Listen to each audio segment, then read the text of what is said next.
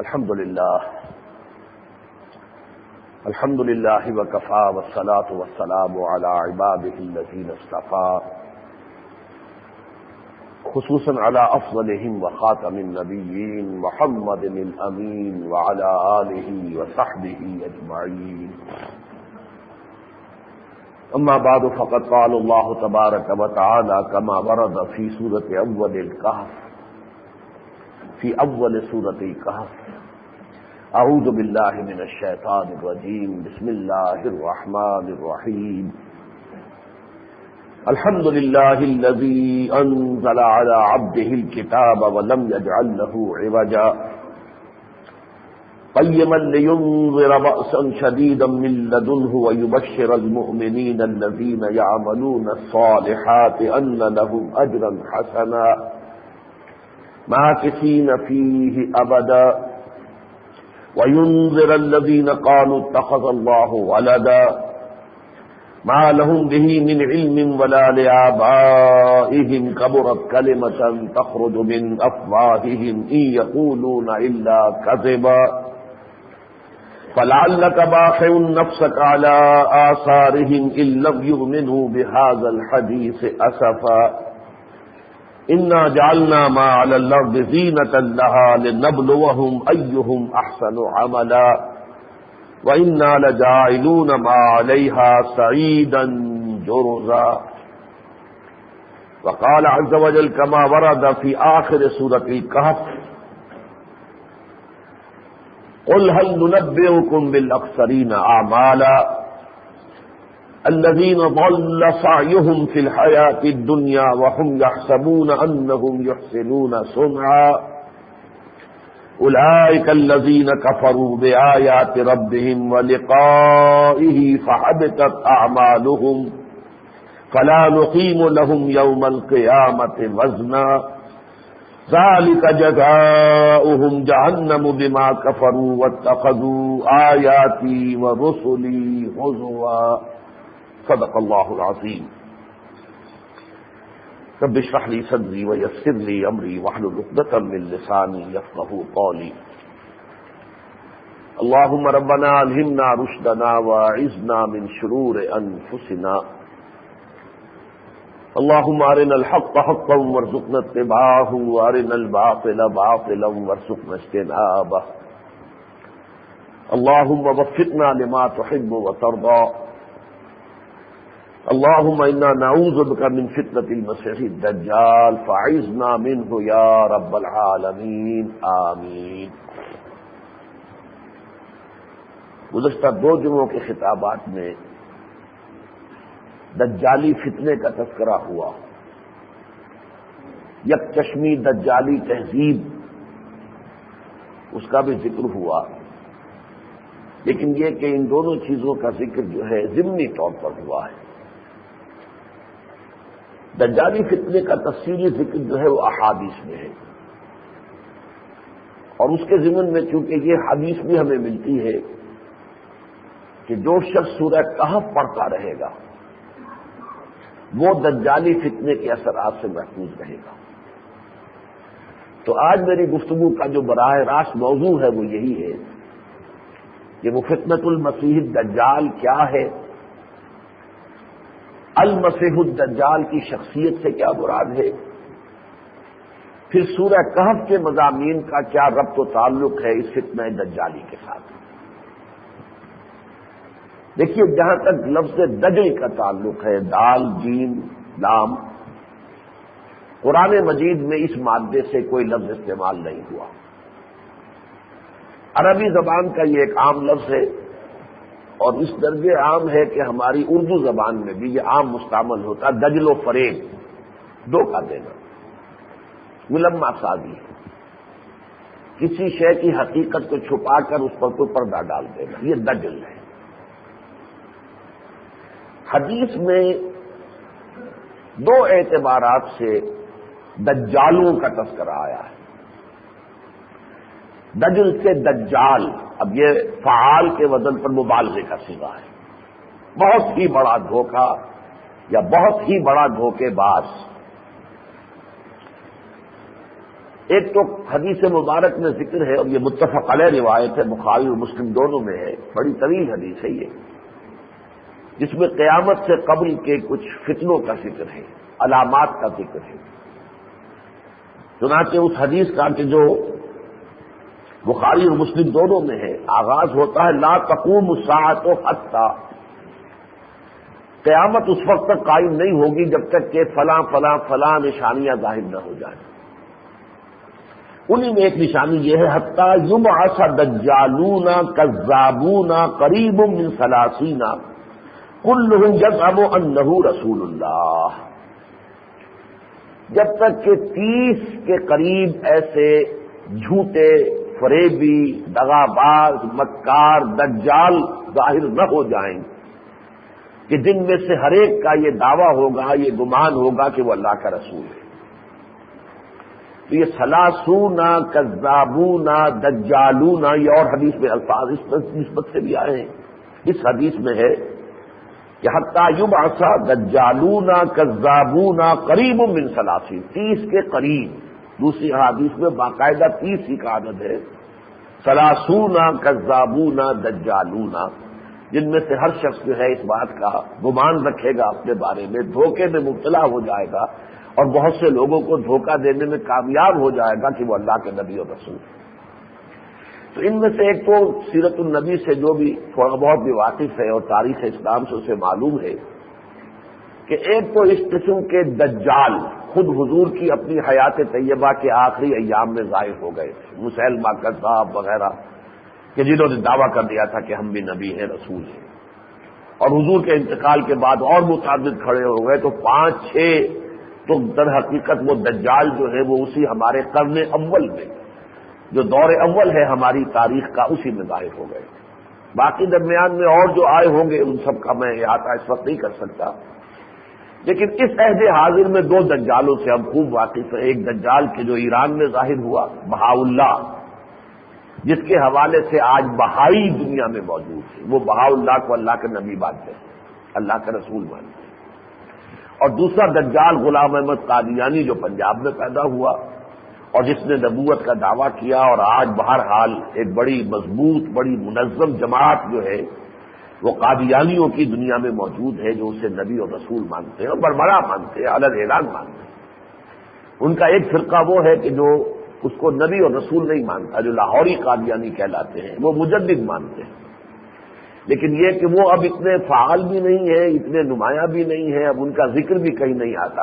اصل میں جو قادیانیت ہے وہ اصل قادیانیت ہے جو اب ربوائیت بن گئی ہے، وہ وہی ہے کہ جو بربلا کہتے ہیں۔ چنانچہ سن 74 میں جو تحریک چلی تھی تحفظ ختم نبوت کے سلسلے میں، تو اس وقت بھٹو صاحب نے جو یہ معاملہ کیا تھا کہ نیشنل اسمبلی کا ایک جو ہے گروپ، نمائندہ گروپ، اس کے سامنے کمیٹی بنائی گئی، اس کے سامنے یہ پیش ہوئے، تو وہاں ناصر احمد اب فوت ہو چکا ہے، اس وقت وہ تھا ان کا امیر، تو اس نے اس کمیٹی کے سامنے حاضر ہو کر بربلا کہا کہ ہاں ہم اسے نبی مانتے ہیں، یہ ہمارا دعویٰ ہے اور ہم اس پر قائم ہیں۔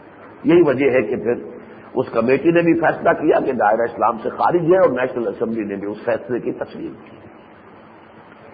اس زمن میں ایک آخری شخصیت جو آنے والی ہے، ہو سکتا ہے کہ ابھی اور اسی قسم کے کچھ اور دجال بھی کھڑے ہو جائیں۔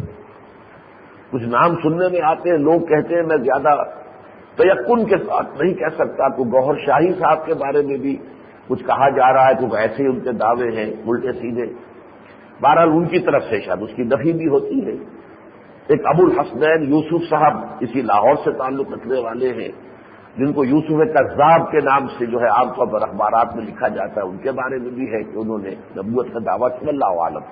کیونکہ میں نے ان کی چیزیں پڑھی نہیں ہیں، میں قریب سے ان کو جانتا نہیں ہوں، لہذا میں یقین کے ساتھ نہیں کہہ سکتا، لیکن ہو سکتا ہے ایسے ہی کچھ گمراہ لوگ اور بھی اٹھے۔ لیکن آخری جو مسیح دجال آئے گا وہ ہوگا کہ جو یہودیوں میں سے ہوگا اور دعویٰ کرے گا کہ میں مسیح ہوں، مسیح ابن مریم، یعنی اصل میں دعویٰ کرے گا کہ میں مسیح ہوں۔ مسیح ابن مریم تو مسیح تھے جو اللہ کی طرف سے یہودیوں کی ہدایت اور رہنمائی کے لیے بھیجے گئے تھے، کہ اگر یہودی ان پر ایمان لے آتے تو اللہ تعالیٰ کی رحمت ان پر سایہ کرتی، لیکن یہودیوں نے ان کو تو کہا کہ یہ تو مرتد ہے، اور کافر ہے، واجب القتل ہے، سولی پر چڑھائے جانے کا مستحق ہے، اس سے بھی آگے بڑھ کر گستاخیاں کی ان پر بھی، اور ان کی والدہ محترمہ حضرت مریم سلام علیہا پر بھی تہمت لگائی وغیرہ وغیرہ۔ لہذا وہ جو پیشن گوئیاں تھیں ان کے ہاں مسیح کے بارے میں جو پہلے انبیاء اور رسول دیتے آئے تھے، وہ ابھی گویا کہ ان کا مصداق ابھی نہیں آیا ان کے نزدیک، حالانکہ وہ پیشن گوئیاں پوری ہو چکی حضرت مسیح عیسیٰ ابن مریم کی شکل میں، لیکن چونکہ انہیں تو مانا ہی نہیں، لہذا ابھی وہ سیٹ خالی ہے، دی پوزیشن از ویکنٹ، ابھی وہ عہدہ جو ہے ان کے نزدیک ابھی خالی ہے۔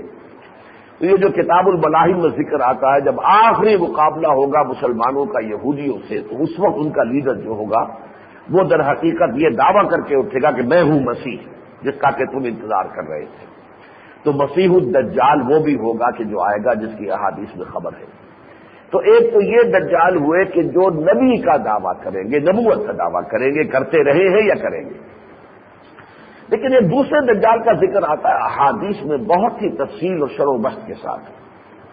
یہ دجال اکبر ہے، سب سے بڑا دجال جو ظاہر ہوگا قیامت سے قبل، گویا کہ وہ اہل ایمان کے لیے ان کے ایمان کے امتحان و آزمائش کی ایک بہت ہی سخت جو ہے کڑی بن کر آئے گا، اور وہ دعویٰ کرے گا کہ میں خدا ہوں، مجھے مانو کہ میں خدا ہوں، خدا مانو گے تو میں تمہیں رزق دوں گا، ورنہ رزق کے دروازے تم پر بند۔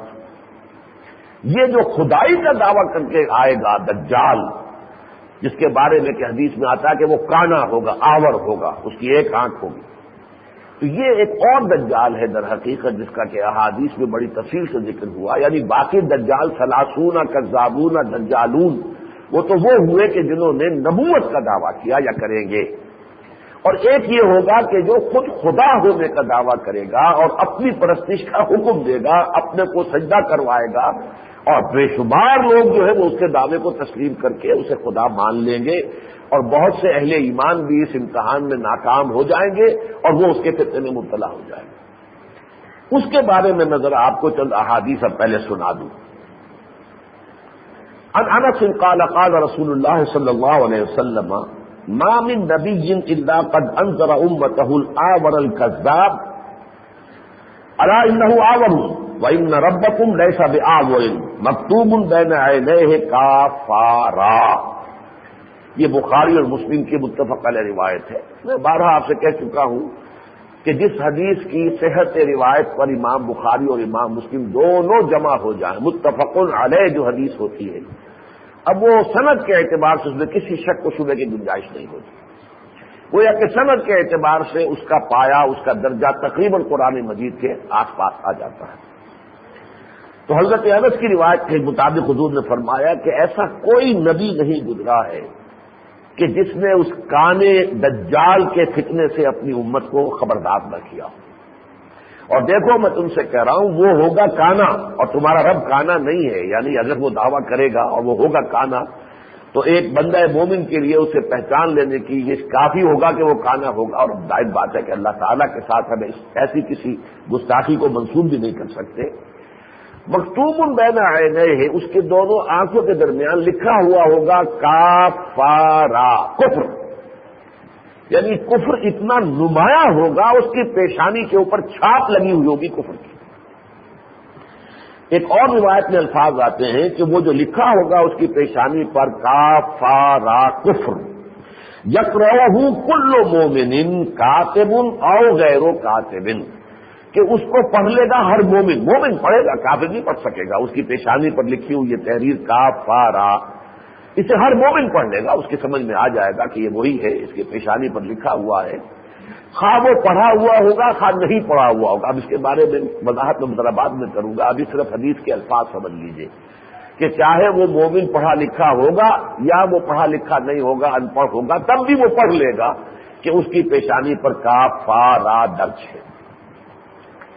ایسے ہی مسلم شریف میں جو روایت ہے صحیح مسلم میں، عن عمران ابن حسین رضی اللہ تعالی عنہ قال سمعت رسول اللہ صلی اللہ علیہ وسلم یقول، حضرت عمران ابن حسین کہتے ہیں کہ میں نے حضور صلی اللہ علیہ وسلم کو فرماتے ہوئے سنا، ما بین خلق آدم الی قیام الساعۃ امر اکبر من الدجال، اکبر من الدجال، کہ حضور نے فرمایا آدم کی تخلیق سے لے کر قیامت تک کوئی بڑا فتنہ دجال کے فتنے سے بڑا نہیں ہوگا، یعنی یہ سب سے عظیم ترین فتنہ ہوگا، عظیم ترین آزمائش ہوگی اہل ایمان کے لیے۔ یہ جس دجال کا ان احادیث کے اندر تذکرہ ہو رہا ہے، جو خدائی کا دعوے دار ہوگا، اس کی کچھ علامتیں، اس کی کچھ قوتیں، اس کے کچھ اوصاف، اس کی کچھ صلاحیتوں کا ذکر احادیث میں آیا ہے، جن کا مجموعہ یہ سمجھیے کہ اس کو جو قواعد طبیعیہ ہیں، نیچرل فورسز، اس کے اوپر کوئی ایسا غلبہ حاصل ہو جائے گا کہ یہ قواعد طبیعیہ، یہ نیچرل سورسز جو ہے اور نیچرل فورسز جو ہے وہ اس کے تابع ہو جائے گا، جو کہ آج ہوتا جا رہا ہے ہماری نگاہوں کے سامنے۔ یعنی یہ ساری جو قوتیں ہیں فطرت کے اندر، انسان ان کو ایک ایک کر کے دریافت کر رہا ہے، استعمال کر رہا ہے۔ سب سے پہلے ہم نے یہ سمجھیے کہ آگ کے اندر جو صلاحیت ہے اس کو استعمال کیا، پھر آگ کے ذریعے بھاپ پیدا ہوئی، اس کو دیکھا، اس کو تب تلاش کر لیا، بھاپ کے انجن بن گئے، اسٹیم انجن بن گئے، بجلی ایجاد ہو گئی، اور بجلی جو ہے اس سے جو کچھ ہم نے کیا ہے وہ آپ کو معلوم ہے۔ اب جو ہے انرجی کی وہ ایٹمک انرجی، اب وہ جو انرجی ہے وہ کس طریقے سے انسان نے جو ہے اس کو قابو میں کر لیا ہے، گرفتار کر لیا ہے، اور گرفتار کر کے وہ گویا کہ اس کے پاس ہے وہ جن کہ جب چاہے وہ جن کھول دے اور ایک عظیم تباہی لے آئے۔ تو یہ جو قواعد طبیعہ کے اوپر اور قواعد فطرت کے اوپر جو غیر معمولی تسلط اور غلبہ اور اختیار حاصل ہو جائے گا، اس کے لیے چند حدیثیں آپ کو سنا رہا ہوں۔ ایک تو یہ کہ وہ اتنا تیز رفتار ہوگا، لا تدعوا قریۃ الا حبطھا فی 40 لیلہ، مسلم شریف کی روایت ہے، روئے ارضی پر کوئی بستی نہیں بچے گی مگر یہ کہ وہ طواف کر لے گا پوری زمین کا 40 دن کے اندر اندر۔ سریع رفتار کا یہ عالم ہوگا اس کا کہ پورے روئے ارضی کے اوپر وہ طواف کر جائے گا، گھوم جائے گا، اس کا فتنہ جو ہے 40 دن کے اندر اندر۔ اسی کے ساتھ ساتھ یہ بھی آتا ہے کہ اس کا جو گدھا ہوگا، اور گدھے سے مراد اس کی سواری، اس کے گدھے کے 2 کانوں کے مابین 40 ہاتھ کا فاصلہ ہوگا۔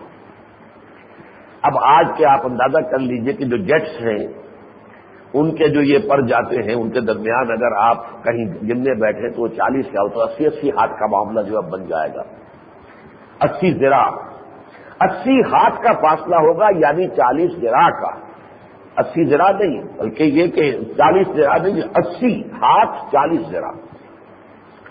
اس کی اس گدھے کی رفتار کے بارے میں ایک حدیث میں آتا ہے جو کنز العمال میں ہے، ما بین حافر حمارہ الی الحافر الآخر مسیرۃ یوم و لیلۃ، اس کے گدھے کی ایک ٹاپ سے اگلی ٹاپ کے درمیان فاصلہ اتنا ہوگا جتنا ایک دن رات کے سفر کے اندر انسان طے کرتا ہے۔ بلکہ ایک اور حدیث میں، اس کا حوالہ مجھے اس وقت نہیں مل سکا آج، وہ یہ ہے کہ اس کے گدھے کا ایک جو ہے قدم اگر مدینے میں ہوگا تو دوسرا یروشلم میں ہوگا۔ یعنی جس تیزی کے ساتھ آج آپ کو معلوم ہے جیٹ حرکت کر رہے ہیں، اب تو سپر سونک ہیں کہ جو آواز کی رفتار سے زیادہ تیز جو ہے جہاز آج دنیا کے اندر چل رہا ہے، تو گویا کہ اس کی بھی اب ظاہر بات ہے کہ اسے ہوائی جہاز نہیں کہا ہے حضور نے، اس کا گدھا کہا ہے، جیسے اس وقت گدھے پر سواری کی جاتی تھی، گھوڑے پر، خچر پر، اونٹ پر، تو اب وہ سواری جو ہے وہ ہوائی جہاز ہے۔ ایک اور اس کے بارے میں بات کہی گئی ہے، اور یہ بھی کنز العمال میں ہے، ینادی بصوت لہو یسمع ما بین الخافقین، وہ جب پکارے گا اس کی آواز ایسی ہوگی کہ مشرق و مغرب کے مابین رہنے والے سب لوگ سنیں گے۔ اب آپ بتائیے کہ اگر واشنگٹن سے کوئی خطاب فرمائے کلنٹن صاحب تو پوری دنیا میں وہ سنا جاتا ہے کہ نہیں ہے؟ اسی وقت بیک وقت ماں بین الخافتین، یہ جو مشرق و مغرب ہے، ان دونوں کے مابین جتنے لوگ آباد ہوں گے وہ سب سنیں گے۔ پھر اس کو جو غلبہ ہو جائے گا زمین پر، پانی پر، سخرت لہو انہار الارض وآثارہا، اس کے لیے زمین کے دریا اور زمین کی نہریں مسخر کر دی جائیں گی کہ اس کے حکم سے چلیں گی، اس کے حکم سے رک جائیں گی، جہاں چاہے گا روک دے گا۔ دوسری حدیث میں آتا ہے کنز العمال کے اندر ہے، یامر السماء فتمطر والارض فتنبت، وہ آسمان کو حکم دے گا تو وہ بارش برسائے گا، اور زمین کو حکم دے گا تو اس میں سے پیداوار نکلے گی۔ آج جو ہے آرٹیفیشل رین، یہ تو ایک فینومینن ہے، جنرل فینومینن ہے، اور جیسا کہ آپ کو معلوم ہے کہ اب جس طریقے سے کنٹرول ہو چکے ہیں یہ تمام چیزیں، اور انسان نے ان پر جو قابو پا لیا وہ ہمارے آنکھوں کے سامنے کی بات ہے۔ جب حضور نے یہ باتیں بتائی ہوگی صحابہ کرام کو تو کیا ان کا تصور ہوگا، کیا ہوگا۔ لیکن اب ہم یہ چیزیں دیکھ دیکھ کر ایسے عادی ہو گئے ہیں کہ ہمیں ان کے اندر کسی تعجب کا پہلو اب نظر نہیں آتا، اس لیے کہ ہم مسلسل دیکھ رہے ہیں۔ اگر اچانک یہ کوئی بات ہوئی ہوتی تو واقعہ یہ ہے کہ سب لوگ بڑے سخت اچنبے میں آ گئے ہوتے۔ کنز المعانی کی ایک اور روایت میں الفاظ آتے ہیں، وہ یمر بالخربۃ فیقول لها اخرجی کنوزک فتتبعہ کنوزہا، وہ کسی بالکل ویران علاقے پر سے گزرے گا دجال اور کہے گا اس کا حکم نکال اپنے خزانے، تیرے اندر جو بھی نباتات مخفی ہے نکال باہر تک، اور یہ کہ زمین اس کا حکم مانے گی اور اس کے خزانے، اس کے نباتات نکل کر اور اس کی پیروی کریں گے، اس کے حکم کو مانیں گے۔ اس کی نشان اگر دیکھنی ہو تو اسرائیل میں جا کر دیکھ لیجئے کیسے کیسے صحراؤں کو انہوں نے سبزہ زار بنا دیا ہے۔ اگر آپ ابوظہبی گئے ہو تو وہاں کا آپ نے نقشہ دیکھا ہوگا کہ کس طریقے سے معلوم ہوتا ہے کہ یہاں تو بس درخت لگے ہوئے ہیں اور سبزہ ہے اور سب کچھ ہے۔ سعودی عرب کے اندر بڑی بڑی فارمز بن رہے ہیں بڑے پیمانے پر، جہاں کسی چیز کا کسی شے کے اگنے اور پیدا ہونے کا کوئی امکان نہیں۔ پچھلے دنوں تو خبر آئی تھی کہ سعودی عرب جو ہے ویٹ ایکسپورٹ کرے گا، یہ اس کی صورتحال بن چکی ہے، اس لیے کہ وہاں پر وہ آرٹیفیشل رین کا معاملہ اور پھر آرٹیفیشل اریگیشن کا معاملہ۔ چنانچہ اگر آپ جدے سے آ رہے ہو ریاض کی طرف تو ہوائی جہاز میں بیٹھے بھی نیچے نظر آئیں گے بڑے بڑے گول دائرے، بڑے بڑے گول دائرے، وہ بڑے بڑے اصل میں فارم ہیں، کیونکہ آج کل جو وہ آرٹیفیشل اریگیشن ہے اس کا نقشہ یہ ہوتا ہے کہ ایک لمبی سی وہ چلی جاتی ہے، ایک یہ سمجھیے کہ راڈ، اس کے اندر سے پانی، اس میں سوراخ ہے اور اس میں سے وہ پانی برستا ہے، اور وہ راڈ چکر لگاتی ہے۔ فرض کیجئے کہ وہ 200 گز کا ایک یہ ہے ریڈیس ہے، تو اب وہ راڈ چکر لگا رہی ہے، وہ جو پائپ ہے چکر لگا رہا ہے اور اس میں سے وہ پانی وغیرہ بارش ہو رہی ہے۔ تو چونکہ وہ ایک گول دائرے میں وہ جو ہے پائپ حرکت کرتی ہے، لہذا وہ آپ کو معلوم ہوگا کہ نیچے بڑے بڑے گول دائرے کھینچے ہوئے، وہ گول دائرے کیا ہیں؟ وہ در حقیقت فارم ہے جو اب سعودی عرب کے نجد کے علاقے میں، جہاں سرے سے کسی شے کے پیدا ہونے کا کوئی امکان ہی نہیں تھا، صحرائے نجد، اس میں آپ کو نظر آئیں گے۔ اس کے علاوہ حضور نے فرمایا کہ علاج معالجے کی اتنی ترقی ہو جائے گی کہ الاکمہ والابرص، یہ الفاظ آتے ہیں خاص طور پر حضرت مسیح علیہ السلام کے معجزات کے ضمن میں۔ حضرت مسیح علیہ السلام جو مادر ذات جو اندھا ہوتا تھا اس کو بھی بینائی ان کے کہنے سے، ہاتھ پھیرنے سے اس کی آنکھ میں آ جاتی تھی بصارت، اور کوڑھی کو شفا ہو جاتی تھی صرف ہاتھ پھیرنے سے۔ یہی فرمایا کہ یہ دجال کے اندر بھی صلاحیت ہو جائے گی کہ وہ ان کو اکمہ اور ابرص اس دونوں کو صحیح کر دے گا۔ یحیی الموتیٰ، مردوں کو بھی زندہ کر دے گا۔ آج جو ہے کلوننگ بہت قریب چلی گئی ہے، اور یہ اس کا خیال کیا جا رہا ہے کہ کسی کی لاش میں سے ایک سیل نکال کر اگر اس کی کلوننگ کی جائے گی تو جیسے وہ ڈولی بنا لی گئی ہے، وہ جو ایک بھیڑ، اسی طریقے سے وہ انسان جو ہے اس کا ایک گویا کہ بالکل مصنع انسان جو ہے وہ بن کر تیار ہو جائے گا۔ اور ہیومن کلوننگ کے بہت قریب پہنچ چکے ہیں لوگ، بلکہ بعض تو کہتے ہیں بعض جگہوں پر وہ کامیاب ہو چکے ہیں، لیکن ابھی اسے خفیہ رکھا جا رہا ہے۔ یہ بھی آتا ہے کہ وہ دجال ایک شخص کو آری کے ساتھ یا آرے کے ساتھ چیر کر 2 حصوں میں بانٹ دے گا، پھر وہ سیدھے گا اور زندہ کر دے گا۔ سرجری ہماری اس مقام تک پہنچ چکی ہے۔ اگر انسان کے اس درمیانی دھڑ کو فریز کر دیا جائے، پھر کاٹ کے 2 حصے کر دیے جائیں، پھر ان کو سی دیا جائے، مختلف جو بھی اس کے ٹیشوز ہیں اس میں وہ سرجری اس انتہا کو پہنچ چکی ہے۔ کٹا ہوا ہاتھ جو ہوتے تھے، اب کٹا ہوا ہاتھ جو ہے اس کے کتنے عضلات ہیں، کتنی اس میں وینز چل رہی ہیں، کتنی آرٹریز ہیں، کتنی نرس ہیں، لیکن یہ کہ ان سب کو سی کر وہ جوڑ کر وہ ہاتھ صحیح ہو جاتا، یہاں تک تو عام ہو رہا ہے۔ لیکن یہ کہ یہ حضور نے فرمایا کہ وہ ایک انسان کو آرے کے ساتھ چیر کر 2 حصوں میں تقسیم کرے گا اور پھر سی کر اور اسے ایک زندہ چلتا پھرتا انسان بنا دے گا۔ ایک اور جو وہ کرشمہ دکھائے گا وہ یہ کہ مردوں سے بھی مکالمہ کرا دے گا کہ دیکھو مجھے مانتے ہو یا نہیں خدا، میں تمہارے باپ کو زندہ کر کے لے آتا ہوں، وہ تم سے بات کر لے گا آ کر۔ اگر وہ تم سے کہہ دے گا تو مانو گے کہ نہیں کہ میں تمہارا خدا ہوں۔ وَيُبْعَثُ مَعَهُ الشَّيَاطِينُ، حضور نے فرمایا اس کے ساتھ شیاطین کا لشکر ہوگا، عَلَىٰ صُورَةٍ مَّن قَدْ مَاتَ، جو ان لوگوں کی شکلوں میں ہوں گے جو مر چکے ہیں، مِنَ الْآبَاءِ وَالْأُمَّهَاتِ وَالْإِخْوَانِ وَالْمَعَارِفِ، ان کے آباء و اجداد میں سے، ان کی ماؤں میں سے اور ان کے بھائیوں میں سے اور ان کے اور جو متعارف لوگ ہوں گے جنہیں وہ پہچانتے ہوں گے، تو وہ شیاطین جن جو ہے ان کی شکل اختیار کریں گے. فیاتی احدہم الی ابیہ واخیہ، تو پھر ان میں سے کوئی آئے گا باپ کے پاس یا بھائی کے پاس، فیقول الست فلان، کہے گا جب پہچان نہیں رہے مجھے کہ میں وہ ہوں، تمہارا باپ ہوں، تمہارا بھائی ہوں، تمہارا دوست ہوں، فلاں جو تم یاد تھی. الست تعرفنی، کیا کہ مجھے پہچانتا نہیں ہے. یہ چند احادیث، اگر یہ احادیث بہت ہیں لیکن یہ کہ ان کو احاطہ کرنا آسان نہیں ہے، لیکن میں نے چند عنوانات کے تحت کہ یہ کس قدر قواعد طبیعیہ پر، قواعد فطرت پر، نیچر کی فورسز جو ہے اس کے اوپر اس کا تسلط اتنا ہو جائے گا، اس کا قابو اتنا ہوگا، اس کا اختیار اتنا ہوگا کہ یہ چیزیں اس سے ظاہر ہوں گی اور پھر اس کی بنا پر وہ داعی مدعی ہوگا کہ میں خدا ہوں، مجھے مانو. اس کا نتیجہ کیا نکلے گا؟ کفر اور الحاد سے گھٹا ٹوپ اندھیرا دنیا پر چھا جائے گا. سب اسے مان لیں گے ہاں تم خدا ہو. جس کو اس کے ہاتھ میں ہوگا، خزانے اس کے ہاتھ میں ہوں گے، جو اسے مانے گا اسے کھانے کو دے گا، جو اس کو نہیں مانے گا اس کے لیے فاقے کے سوا کوئی شے نہیں رہے گی. تو حضور فرماتے ہیں، یہ ابو داؤد وغیرہ کی روایت ہے، فواللہ ان الرجل فیاتیہ وہو یحسب انہ مؤمن فیتبعہ مما یبعث فیہ الشبہات. تو خدا کی قسم کہ کوئی شخص ہوگا کہ جو اس کے پاس آئے گا وہ یہ سمجھے گا میں مومن ہوں، اللہ پر آخرت پر میرا ایمان ہے، لیکن یہ ہے کہ اس کے دل میں ایسے ایسے شبہات پیدا ہو جائیں گے کہ پھر وہ اس دجال کا پیروکار بن جائے گا، اسے اپنا خدا مان لے گا. اور یہ حدیث میں آپ کو دونوں جمعوں میں سنا چکا ہوں. آخر من یخرج الیہ النساء، سب سے آخر میں جو اس کی پیروی کے لیے گھروں سے باہر آ جائیں گی وہ خواتین ہوں گی، عورتیں ہوں گی. یعنی یہ فتنہ دجالی جو ہے اس کا کلائمیکس جو ہوگا وہ عورتوں کی آزادی، ویمنز لبریشن، عورتوں کی آزادی.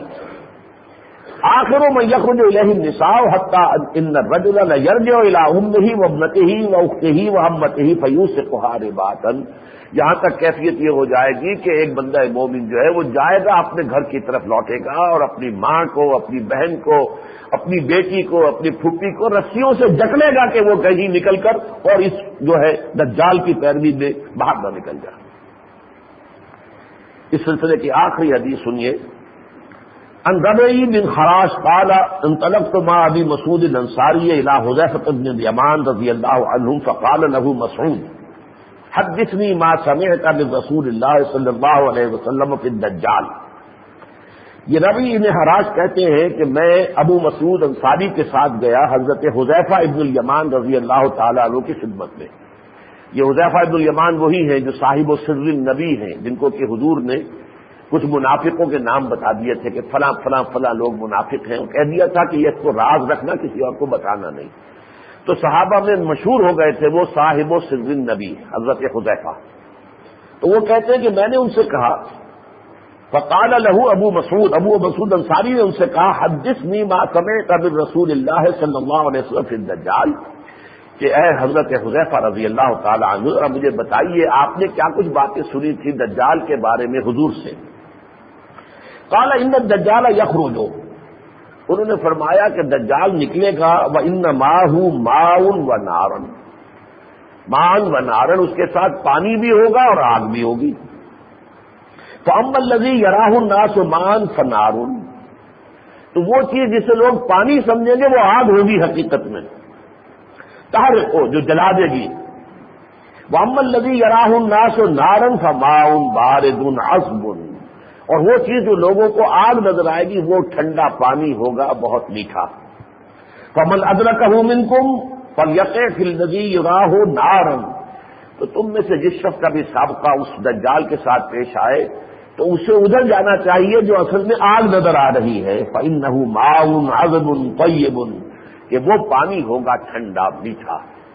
فقال ابو مسعود وَأَنَا قَدْ سَمِعْتُهُ، حضرت ابو مسعود انصاری نے فرمایا میں پہلے بھی یہ حدیث سن چکا ہوں، یعنی اے حضرت حذیفہ آپ نے جو حدیث سنائی ہے یہ میں پہلے بھی سن چکا ہوں.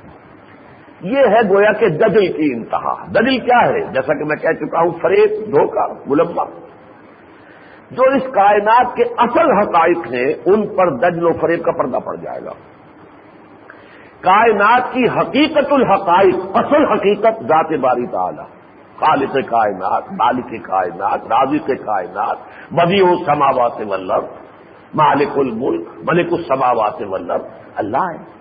لیکن اللہ کو لوگ بھول جائیں گے اور اس دنیا، یہ مادہ، یہ دنیاوی زندگی، یہ حیات دنیاوی، یہ جو مادی اسباب و وسائل ہے، صرف انہی کے چکر میں ہوگی۔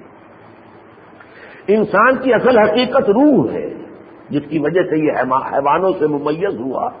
فَإِذَا سَوَّيْتُهُ وَنَفَخْتُ فِيهِ مِن رُوحِي فَقَعُوا لَهُ سَاجِدِينَ۔ 2 مرتبہ قرآن میں الفاظ آئے کہ اللہ تعالیٰ نے فرشتوں سے کہہ دیا تھا کہ جب میں اس آدم کی تخلیق مکمل کر لوں اور اس کی ناک پلک سنوار دوں، نوک پلک، تو پھر اور اپنی روح میں سے پھونک دوں اس میں، تو پھر گر پڑنا اس کے سامنے سجدے میں۔ فسجد الملائکۃ کلھم اجمعون۔ لیکن اس روح کو لوگ بھول جائیں گے، روح کے اوپر ملمہ بدن کا آ جائے گا۔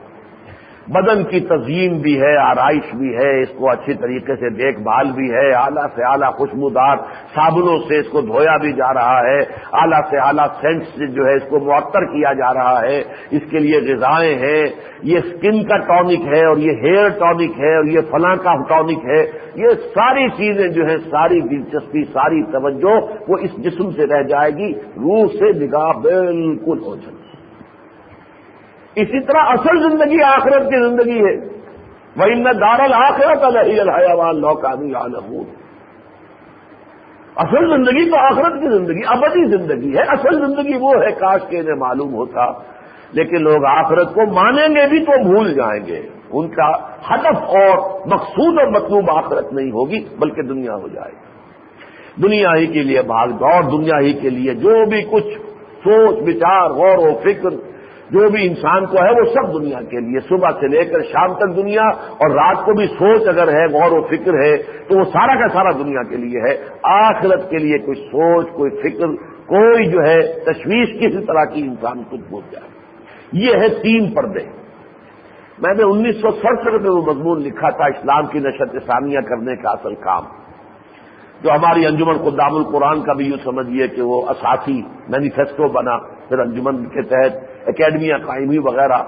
تو یہ پوری قرآنی تحریک جو میں نے شروع کی تھی، تو 2 کتابوں سے اس کا آغاز ہوا تھا، اسلام کی نشر ثانیہ کرنے کا اصل کام اور مسلمانوں پر قرآن مجید کے حقوق۔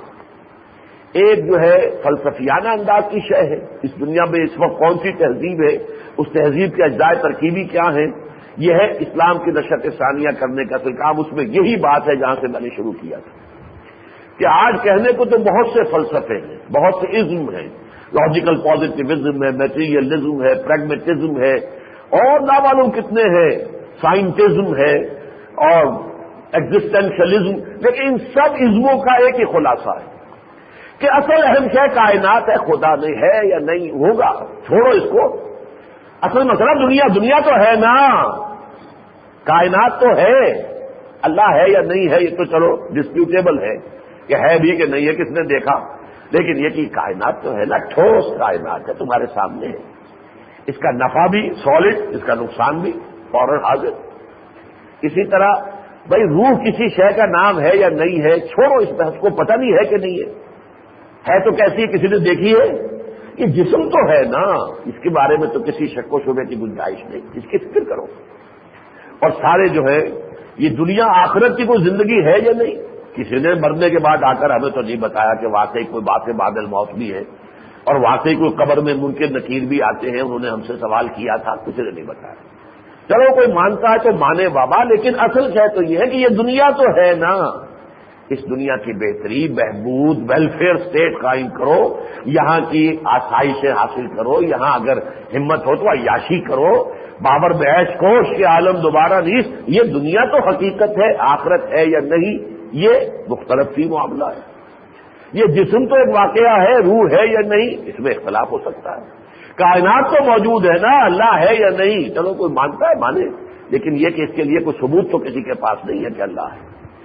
یہ لب لباب ہے اس تہذیب کا، چاہے فلسفے بے شمار ہو، مختلف ٹائٹلز، مختلف عنوانات کے تحت وہ فلسفے آئے ہوں، لیکن حاصل یہی ہے۔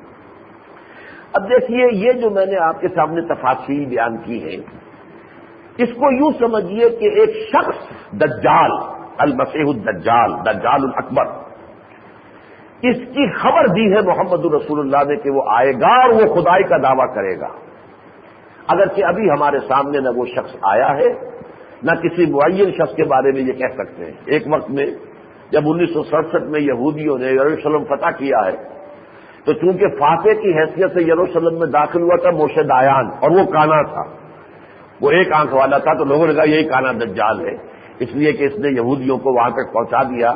جو نکالے گئے تھے 1800 ساڑھے 1800 برس تک تو وہ یہاں آ بھی نہیں سکتے تھے، لیکن یہ کہ اب وہ یہاں پر فاتح کی حیثیت سے داخل ہو رہے ہیں تو وہ کانا دجال شاید موشد آیان ہے۔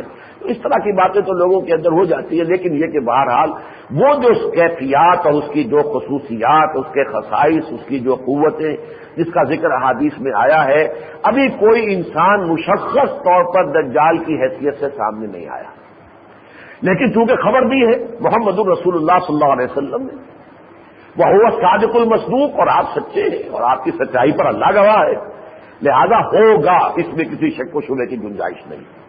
جو عظیم 10 آیات ہیں جن کا کہ بعض احادیث میں حضور نے گنوا دیا ہے، جو قرب قیامت کے بالکل جو قریب کا زمانہ ہوگا اس میں وہ 10 علامتیں ظاہر ہوں گی۔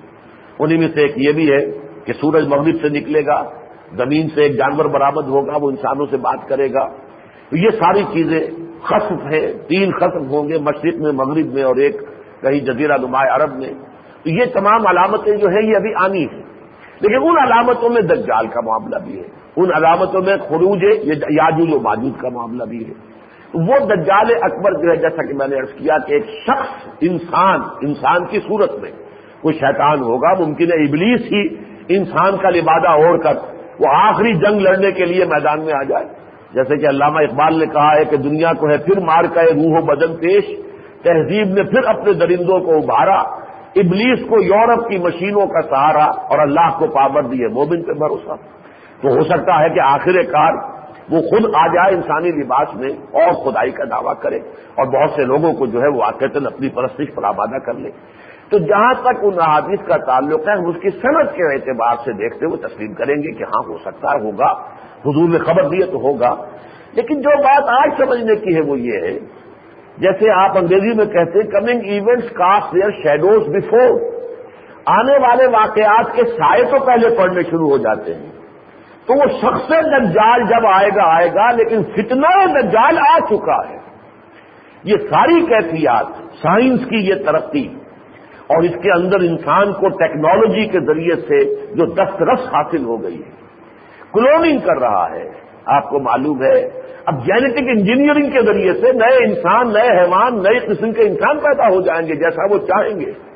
جیسے انہوں نے بیج نئے ایجاد کر لیے ہیں، گندم کا بیج جو ہے نیا ایجاد کیا ہے جس سے ییلڈ بہت ملتی ہے، مکئی کا جو بیج ہے وہ نیا ایجاد کیا، اس کے جینز کے اندر ہی کچھ چینج کیا ہے نا، جینیٹیکلی ماڈیفائڈ فوڈز کہلاتے ہیں، جی ایم فوڈ، جن کے بارے میں آج کل اخبارات میں آپ پڑھتے ہوں گے، بڑا جھگڑا ہے کہ امریکہ کے اس قسم کے فوڈز جو ہے وہ یورپ درآمد کرنے پر تیار نہیں ہے، کہ ہمیں نہیں معلوم، ہمیں اندازہ نہیں ہے کہ اس کے اندر کیا خرابی ہو، ابھی تو خرابی نظر نہیں آ رہی، لیکن ایسی چیزوں کی خرابیاں کہ نیچر کی جو چیز ہے اس میں آپ نے دخل اندازی کر کے تبدیلی کی ہے، اب اس کے کوئی اثرات ہو سکتا ہے بعد میں ظاہر ہو، لیکن یہ کہ امریکہ نے تو کیا، اور اسی بنا پر ٹرپس جو ہے اس کے معاہدے کے تحت اب وہ یہ چاہ رہے ہیں کہ ہم نے چونکہ یہ تمام جو بیج جو ہے ایجاد کیے ہیں تو ان کی رائلٹی ہمیں ملنی چاہیے، پوری دنیا جو ہے وہ ہمارے بیج استعمال کرے گی اور کہیں کسی کو بیج اپنے پاس رکھنے کی اجازت نہیں ہوگی۔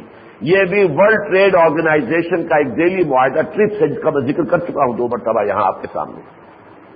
تو جہاں تک وہ دجالی فتنہ ہے، coming events cast their shadows before, اب دجال الاکبر المسیح الدجال جو خدائی کا دعویٰ کرے گا وہ جب آئے گا، لیکن یہ کہ دجالی فتنے نے تو پوری طرح نو انسانی کو اپنی گرفت میں لے لیا ہے۔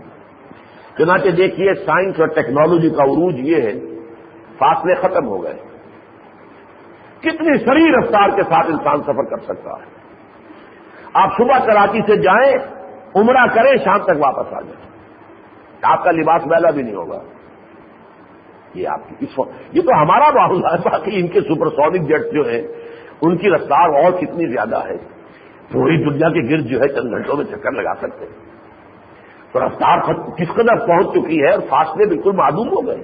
یہ میں پہلے ذکر کر چکا ہوں کہ کوئی شخص ایک جگہ پر تقریر کرے پوری دنیا میں اس کو دیکھا بھی جا سکتا، سنا بھی جا سکتا. حدیث میں تو صرف سننے کا تذکرہ ہے، یا تو دیکھ بھی سکتے ہیں، اس سے بھی آگے بات بڑھ گئی ہے. صرف سنتے ہی سنتے نہیں، دیکھ بھی سکتے ہیں کہ یہ کلندر صاحب تقریر فرما رہے ہیں، آپ پوری دنیا کے اندر سن لیجئے اور دیکھ لیجئے. فاصلے ختم ہو گئے.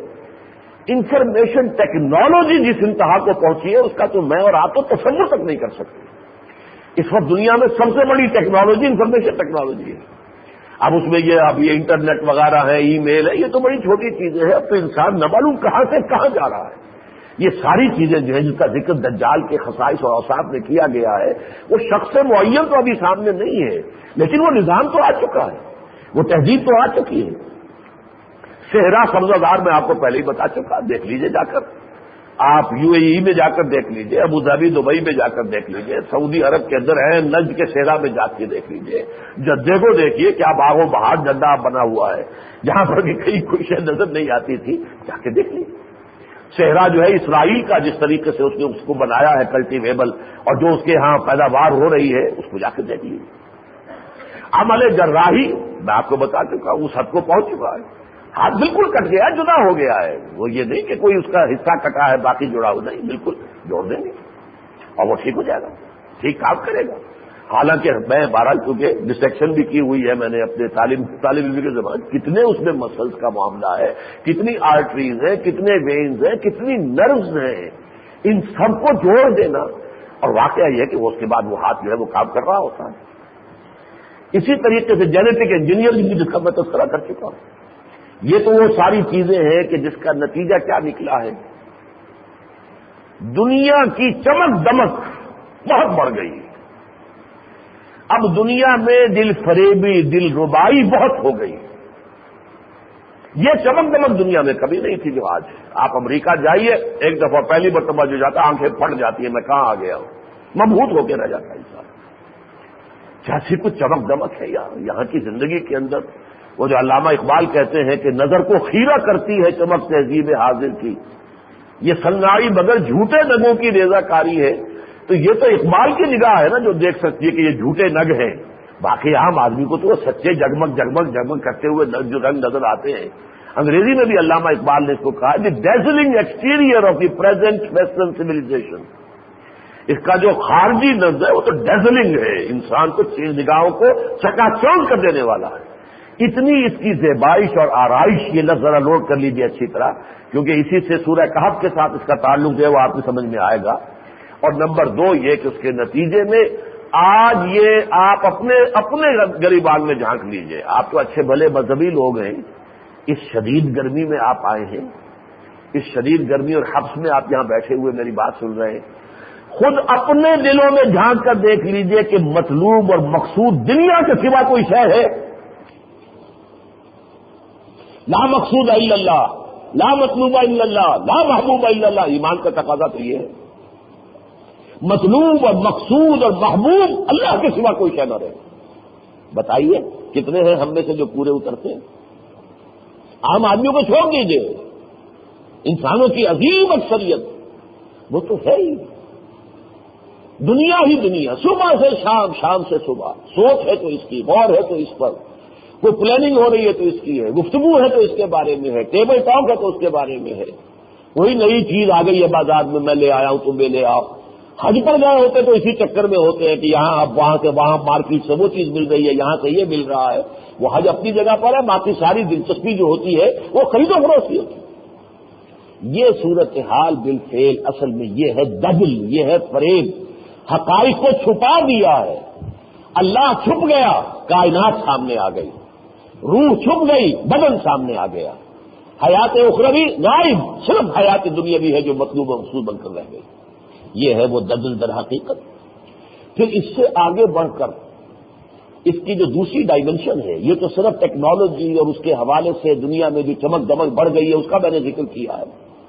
لیکن جس طرح اب ایک نظام بننے کی طرف دنیا جا رہی ہے، اب یہ یک قطبی دنیا تو بن ہی چکی، یونیپولر ورلڈ، لیکن نیو ورلڈ آرڈر، پورے گلوب کے اوپر ایک شکنجا، ایک نظام.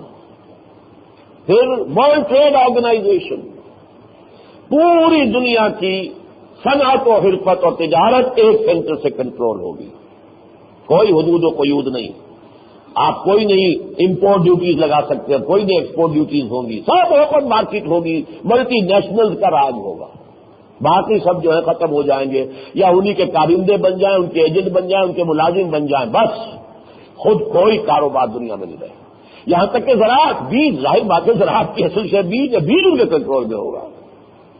کسی اور کے گھر سے اگر بیج رکھا ہوا مل گیا کہ پچھلے سال کی گندم کی اس میں سے کچھ بیج اس نے بچا کے رکھ لیا ہے، اس کے اوپر مقدمہ بن جائے گا، قانون کے خلاف ہوگا، اور جو قوم اس کو نہیں مانے گی اس پر سینکشن لگ جائیں گی۔ اب تو سینکشن سے بڑا تو سمجھیے کہ ہتھیار ہی اور کوئی نہیں، دن میں تارے نظر آ جاتے ہیں، سینکشن ہی کا خوف ہے جس کی وجہ سے لوگ جو ہیں وہ ان کی غلامی جو ہے اس کے قلادے کو گردن میں ڈالے ہوئے ہیں۔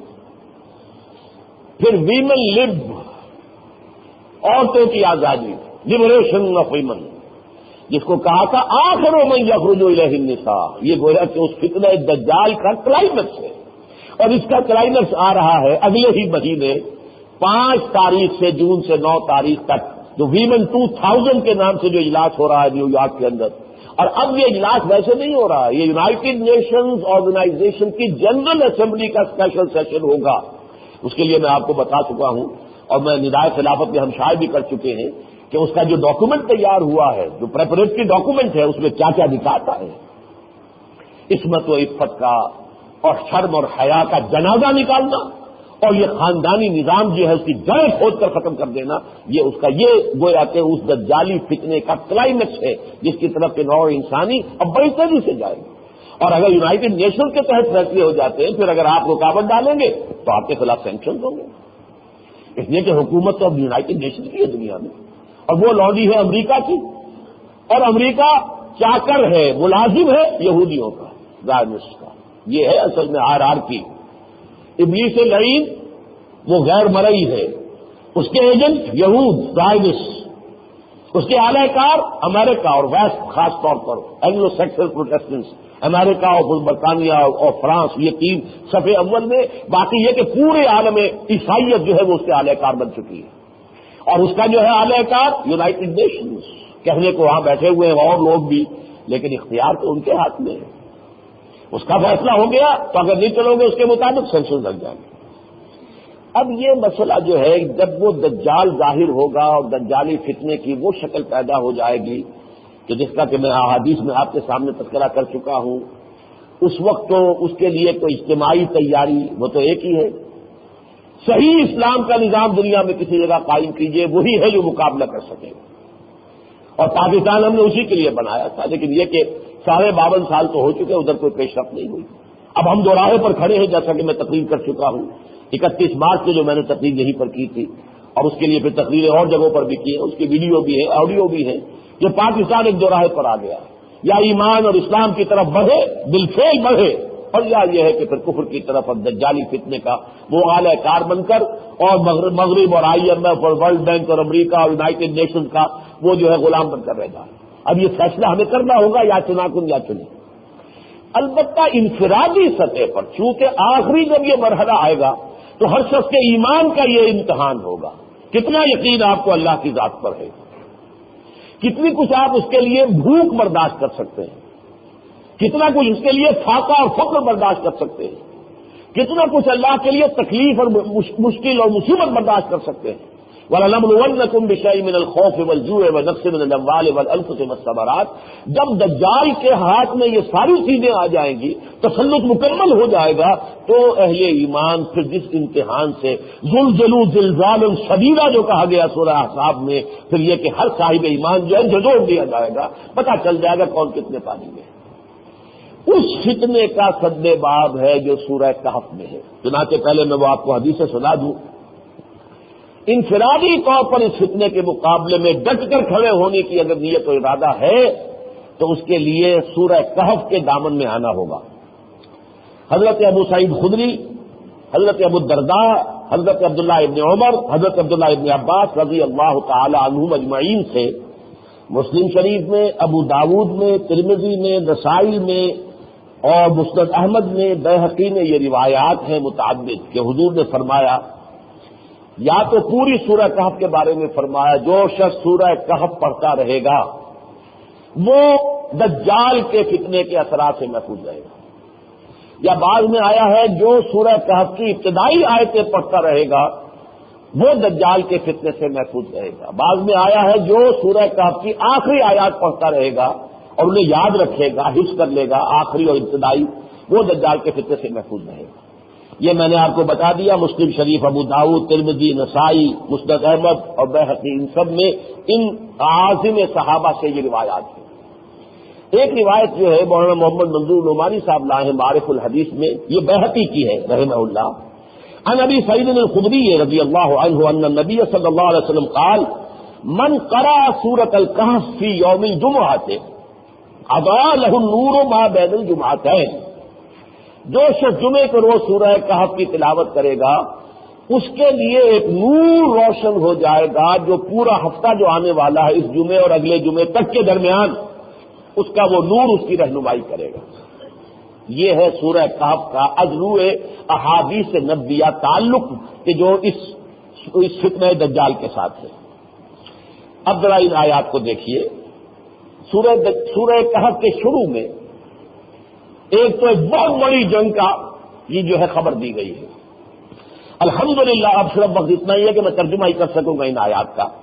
الحمدللہ الذی انزل علی عبدہ الکتاب ولم یجعل لہ عوجا، کل حمد، کل شکر، کل سپاس، کل تعریف اس اللہ کے لیے ہے جس نے اپنے بندے محمد پر صلی اللہ علیہ وسلم یہ الکتاب، یہ القرآن، الفرقان نازل فرمایا، ولم یجعل لہ عوجا، اس میں کہیں کوئی کجی نہیں رکھی، بالکل سیدھا، کتاب مبین، سلیس عربی زبان میں، قیما، بالکل سیدھا، لینذر باسا شدیدا، تاکہ وہ خبردار کر دے بہت بڑی جنگ سے، من لدنہ، جو خاص اللہ کی طرف سے آئے گی۔ یہ ہے وہ خبر جس کا میں ذکر کرتا رہا ہوں احادیث میں، الملحمۃ العظمی، عظیم ترین جنگ جس کی کہ احادیث میں خبر دی گئی ہے۔ گویا کہ اس کا ذکر یہاں بعض مترجمین نے یہاں پر باس کا ترجمہ عذاب کر دیا ہے۔ باس کہتے ہیں سختی، کوئی بھی چیز جو طبیعت کو ناگوار ہو، اصل مفہوم یہی ہے، لیکن قرآن مجید میں باسا کا لفظ جب جمع میں آتا ہے پھر تو اس میں ہر طرح کی سختی آ جاتی، بھوک ہے، فقر و فاقہ ہے، تکلیف ہے، لیکن الباس جب آتا ہے وحین الباس والصابرین فی الباساء والضراء وحین الباس، الباس جب آئے گا تو یہ جنگ کے معنی میں آتا ہے۔ جنگ ظاہر بات ہے کہ بہت ناگوار گزرنے والی شے ہے، جان کا خطرہ ہوتا ہے، زخم لگتے ہیں، ہاتھ کٹ گیا، ٹانگ کٹ گئی، تو ایک بہت بڑی جنگ، لیکن میں اب اس تفصیل میں نہیں جا سکتا کہ یہ الملحمۃ العظمی جس کی خبر دی گئی ہے حدیث میں، کتاب الملاحم پورا باب ہے، اس کو پڑھیے۔ وَيُبَشِّرُ الْمُؤْمِنِينَ، اور ساتھ ہی یہ قرآن جو ہے بشارت دیتا ہے اہل ایمان کو، الَّذِينَ يَعْمَلُونَ الصَّالِحَاتِ، کہ جو نیک عمل کرتے رہیں گے، ان لہم اجرا حسنا، ان کے لیے بہت اچھا اجر ہے، ماکثین فیہ ابدا، جس میں وہ ہمیشہ ہمیش رہیں گے۔ اللہم ربنا اجعلنا منہم، جو بھی اس فتنہ دجال سے بچ جائیں، جو اس کائنات کی بجائے اصل حقیقت اللہ کی ذات کو سمجھے، جو اس جسم کی بجائے اپنی اصل حقیقت اپنی روح کو سمجھے، جو اس دنیا کی زندگی کی بجائے اصل زندگی آخرت کی زندگی سمجھے، وہ ہے کہ جو در حقیقت اس فتنہ دجال سے بچے ہوئے ہوں گے۔ وَيُنذِرَ الَّذِينَ قَالُوا اتَّخَذَ اللَّهُ وَلَدًا، اور خاص طور پر خبردار کر دے یہ کتاب ان لوگوں کو جنہوں نے یہ کہا ہے کہ اللہ نے کسی کو اپنا بیٹا بنایا۔ یہاں خاص اشارہ ہو رہا ہے عیسائیت کی طرف۔ اس وقت پوری دنیا میں آپ کو معلوم ہے سب سے بڑی تعداد جو ہے نوع انسانی کی وہ عیسائیت کے ماننے والے ہیں۔ اب ان میں فرقے ہیں، پروٹسٹنٹس ہیں اور کیتھولکس ہیں، اور یہ جو آپ کو آرتھوڈاکس چرچ ہے، یہ گریک آرتھوڈاکس چرچ ہے، اور یہ رشین آرتھوڈاکس چرچ ہے، یہ سربین آرتھوڈاکس چرچ ہے، وغیرہ وغیرہ، ایسٹرن آرتھوڈاکس چرچز، لیکن سب اس پر متفق ہیں کہ حضرت مسیح اللہ کے بیٹے ہیں، اور بیٹے بھی استعارے اور محاورے کے طور پر سلبی بیٹا، جیسے ہمارا بیٹا سلبی ہوتا ہے، ہمارے نطفے سے پیدا ہوتا ہے، اسی طریقے سے سلبی بیٹا ہے اللہ کا۔ یہ سب سے بڑا اور سب سے جھناؤنا اور سب سے عریاں شرک ہے جو تاریخ انسانی میں ہوا ہے، اور آج دنیا کی عظیم ترین آبادی جو ہے وہ اس مذہب کی پیروکار ہے، اور یہی مذہب ہے کہ جس نے پاپائیت کا نظام قائم کیا، جس کے رد عمل میں انسان مذہب سے دور ہو گیا۔ یہ میں تفصیل سے آپ کو بیان کر چکا ہوں اپنی تقریروں میں کہ یہ مذہب کے خلاف رد عمل جو یورپ میں پیدا ہوا، اور پھر جب رینائسنس اور تحریک احیاء مذہب اور تحریک اصلاح مذہب یہ تحریکیں چلی ہیں، تو دشمنی ان کے اندر کوٹ کوٹ کر بھری ہوئی ہے مذہب اور مذہبی معاملات سے. اسی کا نتیجہ یہ دجالی فتنہ ہے. یک چشمی میں اس کو اس لیے کہتا ہوں کہ اللہ نے 2 آنکھیں دی تھی. ایک آنکھ یہ کہ انسان اپنے عقل سے کام لے، اپنی آنکھ سے دیکھے، کان سے سنے. ان السمع والبصر والفؤاد کل اولئک کان عنہ مسئولا. اور دوسری آنکھ دل کی دی تھی. یہاں وحی کا نزول ہوتا ہے اور وحی کی تصدیق کرتی ہے تو بندہ مومن کی روح کرتی ہے کہ ہاں یہ ٹھیک ہے. وہ بھی گویا کہ تیرے ضمیر پہ جب تک نہ ہو نزول کتاب گرا کشا ہے نہ راضی نہ صاحب کشاف. انہوں نے ایک آنکھ بند کر دی، دل کی آنکھ بند، ایک آنکھ چوپٹ کھل گئی.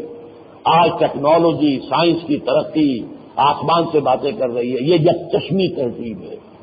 وہ دجال ہوگا، اس کی ایک آنکھ ہوگی، وہ کانا ہوگا، لفظ آور آیا ہے لہذا وہ تو ہوگا ویسا، لیکن اس کے جو آثار ہیں جو اس وقت ہمارے سامنے ہیں coming events pass their shadows before کے حوالے سے، وہ بھی یک چشمی تہذیب ہے.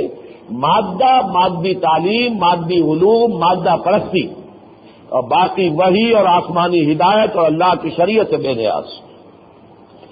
کبرت کلمۃ تخرج من افواہہم، بہت بری گستاخی، بڑی گستاخی کی بات ہے جو ان کے منہوں سے نکل رہی ہے.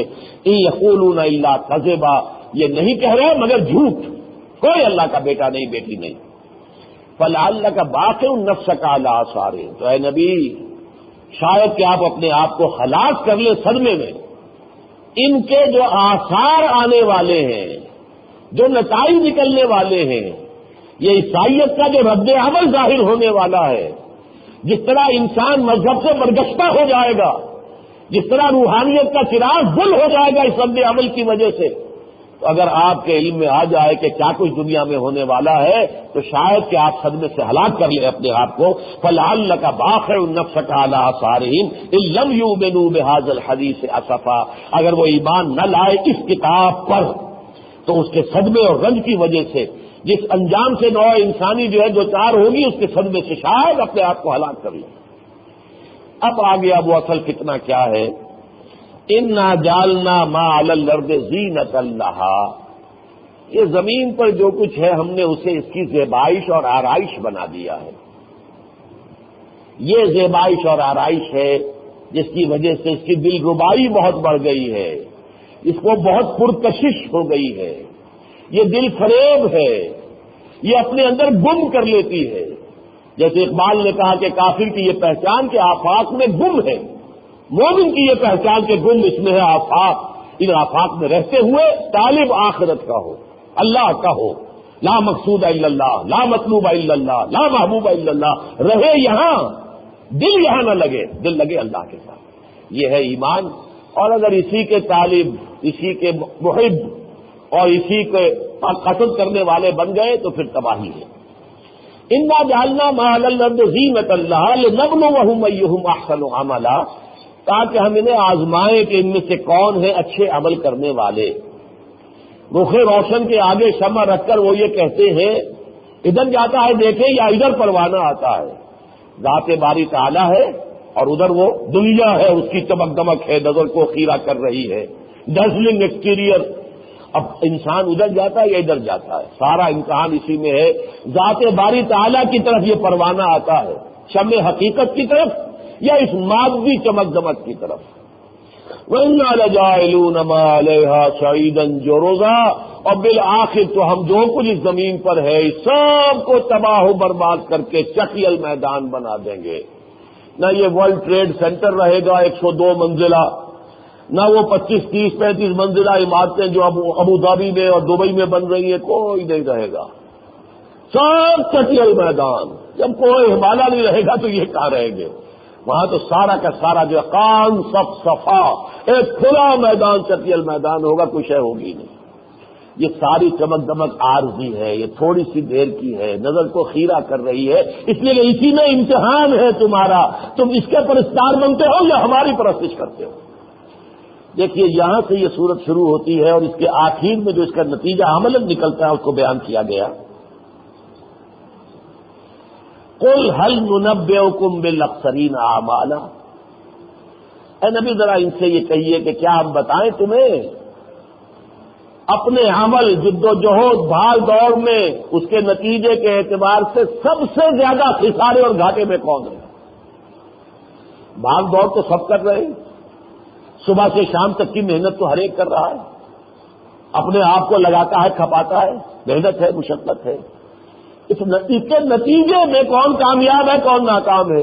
بتائیں تمہیں سب سے زیادہ ناکام کون ہے؟ بالاکثرین، اکثر، اکبر سب سے بڑا، اکثر سب سے زیادہ خسارے میں۔ قل هل ننبئکم بالاکثرین اعمالا الذین ضل سعیہم فی الحیاۃ الدنیا، وہ لوگ ہیں سب سے زیادہ گھاٹے میں جن کی ساری بھاگ دوڑ محنت مشقت صرف دنیا کی زندگی ہی میں گم ہو کر رہ گئی، آخرت کا خیال ہی نہیں، اللہ سے کوئی لوئی لگائی ہی نہیں، عاقبت کے طالب بنے ہی نہیں، عقبہ کے نہیں دنیا کے طرفدار رہے، جن کی بھاگ دوڑ گم ہو کر رہ گئی حیات دنیاوی میں۔ وَهُمْ يَحْسَبُونَ أَنَّهُمْ يُحْسِنُونَ صُنْعًا، اور وہ سمجھتے یہ ہیں کہ ہم تو بہت کامیاب جا رہے ہیں، بہت اچھا کام کیا ہم نے، چند سال پہلے ہماری ایک فیکٹری تھی، اب 10 ہے، ایک مل تھا شریف فیملی کا، ایک فیکٹری تھی، اب پتہ نہیں 30 ہو گئی، کامیاب ہے، بہت کامیاب ہے۔ وہ کہا تھا نواز شریف صاحب نے، ہم نے سود دیے ہیں تو ہم نے ترقی کی ہے۔ گویا کہ یہ بھی فخر کی بات ہے سود دینا، جس کے کہ حضور ملعون کہہ رہے ہیں، لعنت کی ہے سود کھانے والے پر بھی سود دینے والے پر بھی، اور وہ فخر سے بیان کرتے ہیں۔ بہرحال اس دنیا میں تو سمجھ رہے کامیاب ہے، میں نے اتنا بڑا پلازا بنا لیا، اتنی بڑی جو ہے مارکیٹ بنا لی میں نے اتنی جائیداد بنا لی، لیکن یہ نہیں جانتے جب آنکھ کھلے گی، جب آنکھ کھلی گئی کی تو موسم تھا خزاں کا، معلوم ہو گیا وہ تو سب رہ گیا وہی کا وہی، خالی ہاتھ یہاں سے جائیں گے قبر میں، اور پھر آخرت میں کچھ ہوگا نہیں، کوئی اعمال صالحہ ہوں گے نہیں کہ جن کے بنا پر کوئی شے وہاں مل سکے۔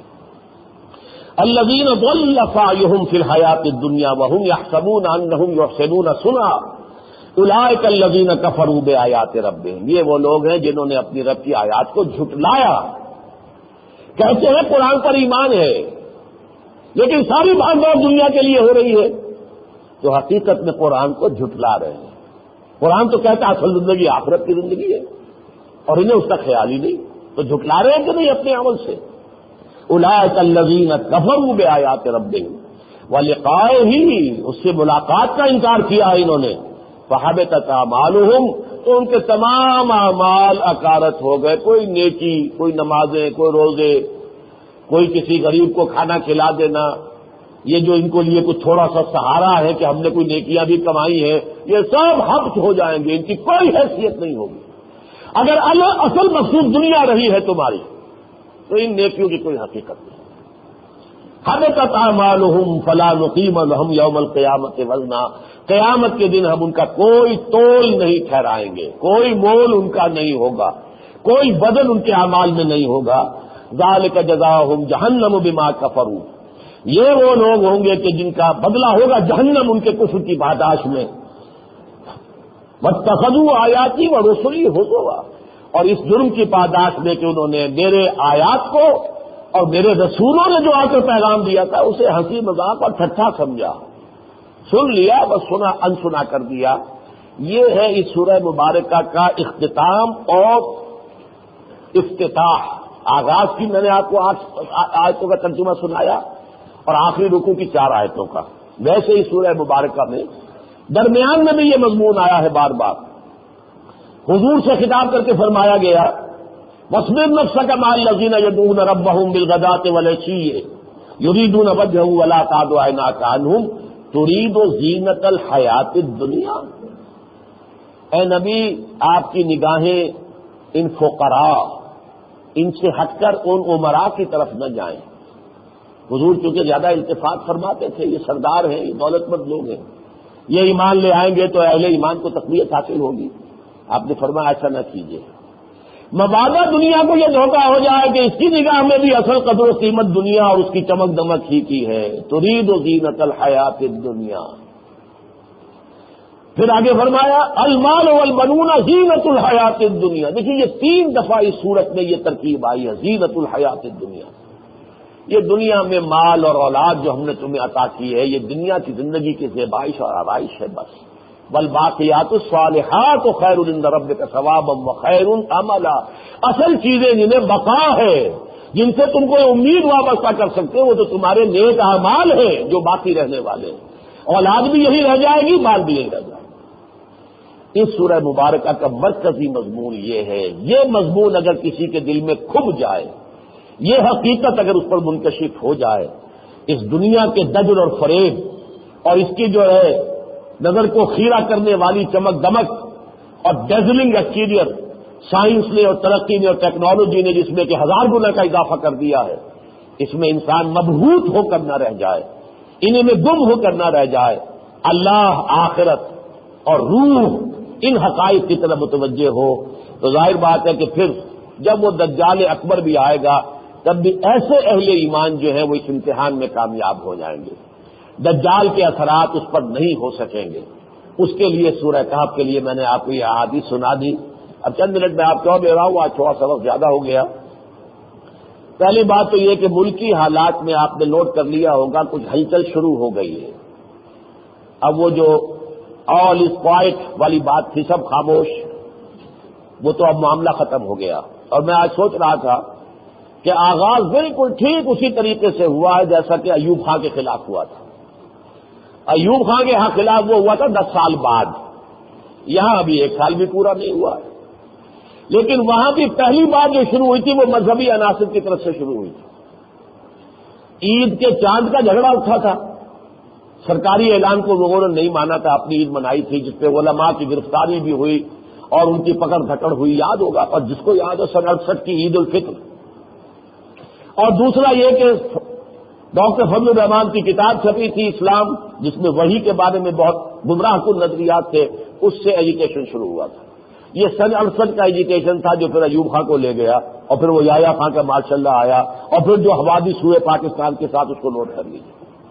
بالکل وہی صورت آ گئی ہے سامنے. مذہبی عناصر، ایک ٹکراؤ ہو گیا ہے، کئی 100 آدمی گرفتار ہو گئے ہیں، بہت سے زخمی ہوئے ہیں، پولیس والے بھی زخمی ہوئے ہیں. اور اس میں معاملہ ظاہر بات ہے کہ وہی خالص دینی ہے کہ یہ توہین رسالت کا قانون جو ہے اس کو ذرا بھی ہاتھ لگاؤ گے. اور اعلان کیا اب علماء نے کہ جب تک اب یہ خود پرویز مشرف ٹیلی ویژن پر آ کر نہیں کہے گا کہ ہمارا کوئی ارادہ نہیں ہے، ہم صرف گورنر صاحب کی اور معین الدین صاحب کی اور ان سب کی باتیں ہم نہیں مانیں گے، بلکہ خود آئے اور ٹیلی ویژن پر کہے اور یہ کہ اس طرح قانون کو ہاتھ میں لگائیں گے تب مانیں گے. ابھی 19 تاریخ تو دور ہے، 11 تاریخ کا جو ہڑتال کا معاملہ تھا اس میں تو کچھ اختلاف بھی ہو گیا تھا. کچھ لوگوں نے جو ہے اس میں کہہ دیا تھا کہ اب ہمیں کوئی ضرورت محسوس نہیں ہوتی.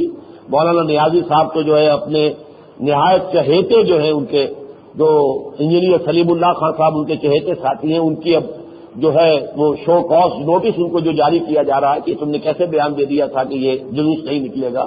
بہرحال ایک بات تو یہ ہے کہ یہ معاملہ جو ہے اب کچھ گرما گرمی کی طرف آ رہا ہے. سیدھی سی بات یہ ہے کہ علماء کرام سے میرا کہنا یہ ہوگا کہ اب اس مسئلے کو اگر رکھے لے کر تو صرف اس توہین رسالت کے قانون تک بات نہ رکھیں، دینی جماعتیں آگے بڑھیں، آئلی قوانین میں جو چیزیں خلاف اسلام خلاف شریعت انہیں نکلوا کر دم لیں. اگرچہ بالفعل بھی تقریباً معطل ہو گیا ہے، لیکن بالفعل جو ہے دی جوڑے تو وہ قانون جو کا تو موجود ہے. اور اس کے بارے میں تمام علماء نے، شیعہ، سنی، اہل حدیث، دیوبندی، بریلوی، سب نے کہا تھا کہ فلاں فلاں شکے خلاف اسلام ان کو بھی نکلوائیں. پھر ارتداد کی حد نافذ کروائیں. جو مرتد ہوگا وہ قتل کیا جائے گا، وہ قادیانی ہو یا عیسائی ہو، جو مسلمان اپنا مذہب بدلے گا اس پر اجماع ہے امت کا، مرتد کی سزا اسلام میں قتل ہے. جب تک یہ نہیں ہوگا تیزی کے ساتھ آپ کے ہاں عیسائیت پھیل رہی ہے. وہ حشر آپ کا بھی ہو سکتا ہے جو نائجیریا میں ہزاروں مسلمان قتل کر دیے گئے صرف اس بات پر کہ وہ شریعت نافذ کرنے کا ارادہ کیا تھا. اور انڈونیشیا کے اندر ہزاروں قتل کر دیے گئے. اور انڈونیشیا کا اتنا بڑا جزیرہ، باقی تو بہت چھوٹے چھوٹے جزیرے ہیں، 2-3 ہی ذرا بڑے سائزیبل ہیں. وہ تیمور جو جزیرہ تھا اس کا تو آدھا حصہ جو ہے وہاں پر عیسائی ریاست قائم ہو گئی ہے. تو کہیں یہی حشر پاکستان کا نہ ہو. چپنگ Indonesia from the ages, Indonesia کے ادھر سے ٹکڑا ادھر سے ٹکڑا یہ اڑانے کا عمل شروع ہو گیا ہے. خدا نے خواستہ اگر ہم نے یہاں پر مرتد کی سزا قتل نافذ نہ کی تو قادیانیت کو بھی فروغ ہو رہا ہے، ابھی ہو رہا، اندر ہی اندر پھیل رہی. اسی طرح کفر کی تبلیغ پر یہاں پابندی لگنی چاہیے. میں پچھلی مرتبہ بھی شاید آپ سے کہہ چکا ہوں سعودی عرب میں کوئی مشن کام نہیں کر سکتا. ہاں یہ عیسائی یہاں جتنے ہیں وہ اپنے بچوں کے لیے تعلیم گاہیں کھولیں, انہیں بائبل پڑھائیں جس طرح چاہیں. کوئی مسلمان ان کے اداروں کے اندر داخل نہ ہو, اور ان کی کوئی ویسٹرن باہر کی آئی ہوئی مشنریز کو اجازت نہیں ہونی چاہیے کہ مسلمانوں میں عیسائیت کی تبلیغ کریں. پورے کے پورے دستور کی تنفیذ کو اور اسلام کے قانون اور شریعت کی تنفیذ کو لے کر اٹھیں. یہ تو میرے مشورے ہیں علماء کرام اور دینی جماعتوں کو. باقی حکومت کے وقت کو میرا مشورہ یہ ہے کہ وہ اچھی طرح سمجھ لے یہ ملک جو ہے, یہ جو مغرب ہمیں ڈکٹیشن دے رہا ہے اس راستے پر چلے گا نہیں. آپ چلنا چاہیں گے تو انٹرنل اسٹرائف شروع ہو جائے گی, تصادم شروع ہو جائے گا, خانہ جنگی بھی ہو سکتی ہے. پاکستان میں مذہب اتنا کمزور نہیں ہے, عوام کے جذباتی سطح پر اس کی گہری جڑیں ہیں. ٹھیک ہے الیکشن میں نہیں آتے یہ لوگ, نہیں آ سکتے, وہاں معاملہ ہی کچھ اور ہے, وہاں پیسہ چلتا ہے, وہاں برادری کا دھندا چلتا ہے. سب سے بڑا یہ کہ زمینداری اور جاگیرداری اور جو بلوچستان کے سردار ہیں سرداری سسٹم, ظاہر بات ہے وہی آئیں گے, خوانین آئیں گے, وڈیرے آئیں گے, جاگیردار آئیں گے. لیکن عوام کے اندر جو اصل رسوخ ہے, اثر ہے, تو ظاہر بات ہے کہ ان کے جذبات سے نہ کھیلے. اور جو میں تفصیل سے بیان کر چکا ہوں اس کے میں اب ویڈیو کیسٹ جو ہے وہ بھجوا رہا ہوں. ہماری یہ ٹاپ کی ملٹری قیادت اس وقت ان سب کو بھجوا رہا ہوں کہ میں نے تقریر کی تھی 2 اپریل کو, یہاں 31 مارچ کو کی تھی, لیکن وہی میں نے تقریر تفصیل سے کی تھی پھر 2 اپریل کو تنظیم اسلامی کے سالانہ اجتماع کے افتتاحی اجلاس میں. آپ کو بھی میں مشورہ دوں گا, اس کا ویڈیو کیسٹ لیجیے, جگہ جگہ اس کو اہتمام کیجیے, جمع ہو کر بیٹھے. جب یہ 2 راستے ہیں, ایک راستہ اسلام کی طرف جا رہا ہے اور ایک دجالیت کی طرف جا رہا ہے. اب ہمیں باقاعدہ اعلان بغاوت کرنا ہوگا طاغوت اور دجال کے خلاف. اب دجال کے یہ انسٹرومنٹس ہیں, IMF, کہا ہے پرویز مشرف صاحب نے کہ IMF کی گرفت سے نکلنے کی ہم نے تجویز سوچ لی ہے. کیا تجویز سوچی ابھی بھی بتائیں. ہمارے نزدیک اس کے سوا کوئی تجویز نہیں کہ صاف اعلان کر دیا جائے ہمارے دین میں سود حرام ہے, ہم سود نہیں دے سکتے. تم نے ہمیں اب 16 نہیں دیے تھے کہ تمہاری سینیٹ نے منظور ایک قانون پاس کر دیا تھا پریسنل جو ترمیم تھی, تو ہمارا تو دین ہے ابدی. ہماری سپریم کورٹ فیصلہ کر چکی ہے کہ سود حرام ہے, ہم نہیں دے سکتے. یہ اعلان بغاوت کرنا پڑے گا, آج نہیں تو کل. جتنی جلدی ہماری قیادت فیصلہ کر لے اور سیدھے سیدھے اگر دین کے راستے پر چلیں گے, عوام کے اندر سے تائید ابھرے گی. انہی عوام کے اندر سے اتنی توانائی جیسے ایٹم کے اندر سے قوت نکلتی ہے, ایسے انہی مسلمانوں کے اندر سے وہ انرجی نکلے گی. یہ بھوکے بھی رہیں گے, پیاسے بھی رہیں گے, تکلیفیں جھیلیں گے, لیکن یہ کہ دجال کے اس پورے نظام کے خلاف بغاوت کے لیے کھڑے ہو جائیں گے. اقول قولی ھذا واستغفر